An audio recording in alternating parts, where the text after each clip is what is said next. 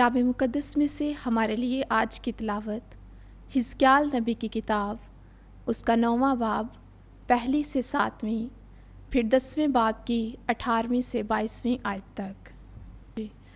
پھر اس نے بلند آواز سے میرے کانوں میں پکار کر کہا کہ شہر کے منتظموں کو نزدیک بلا اور ہر ایک کے ہاتھ میں ہلاکت کا ہتھیار ہو، اور دیکھ اوپر کے اس پھاٹک کی راہ سے جس کا رخ شمال کی طرف ہے 6 مرد چلے آئے، اور ہر ایک کے ہاتھ میں ہلاکت کا ہتھیار تھا، اور ان کے درمیان ایک آدمی کتان کا لباس پہنے تھا، اور کاتب کی دوات اس کی کمر پر تھی۔ سو وہ اندر آئے اور پیتل کے مصباح کے پاس کھڑے ہوئے،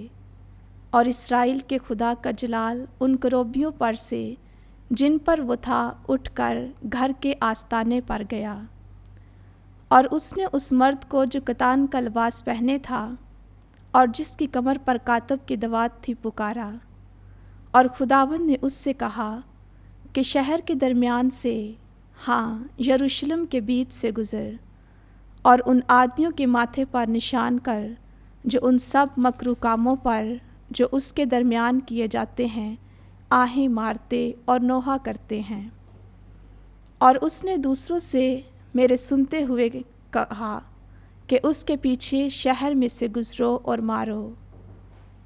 تمہاری آنکھیں درگزر نہ کریں اور تم شفقت نہ کرو، بزرگوں اور نوجوانوں اور کمواریوں اور بچوں اور عورتوں کو مار ڈالو کہ فنا ہو جائیں، لیکن جس پر نشان ہے اس کے نزدیک نہ جاؤ، اور میرے مقدس سے شروع کرو۔ تب انہوں نے ان بزرگوں سے شروع کیا جو ہیکل کے سامنے تھے، اور اس نے ان سے کہا کہ ہیکل کو ناپاک کر دو اور صحنوں کو مقتولوں سے بھر دو، چلو باہر نکلو۔ تو وہ نکل کر شہر میں قتل کرنے لگے، اور خداوند کا جلال ہیکل کے آستانے پر سے اٹھا اور کروبیوں کے اوپر جا ٹھہرا۔